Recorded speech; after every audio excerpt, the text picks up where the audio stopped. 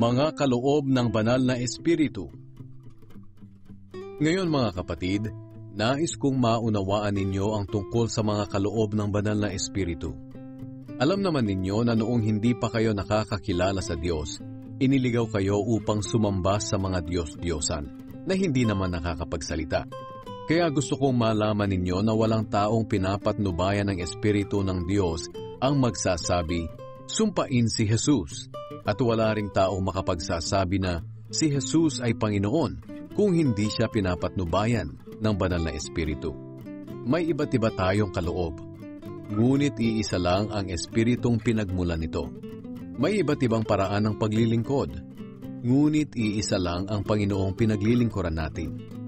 Iba't iba ang ipinapagawa ng Diyos sa atin, ngunit iisa lang ang Diyos na nagbibigay sa atin ng kakayahang gawin ang mga ito.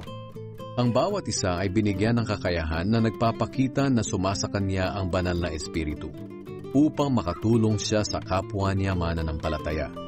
Sa isa'y ipinagkaloob ng Espiritu ang kakayahang maghayag ng kaalaman tungkol sa Diyos, at sa isa naman ay ang kakayahang unawain ito.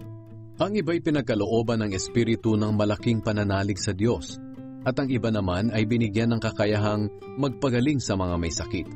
Ang iba'y pinagkalooban ng Espiritu ng kapangyarihang gumawa ng mga himala, at ang iba naman ay binigyan ng kakayahang maghayag ng mensahe ng Diyos.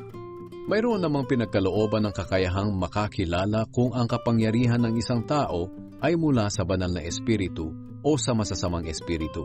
Sa iba'y pinagkaloob ang kakayahang magsalita sa iba't ibang wika na hindi nila natutunan, at sa iba naman ay ang kakayahang maipaliwanag ang sinasabi ng mga wikang iyon. Ngunit iisang Espiritu lang ang nagbigay ng lahat ng ito, at ipinamamahagi niya sa bawat tao ayon sa kanyang kagustuhan.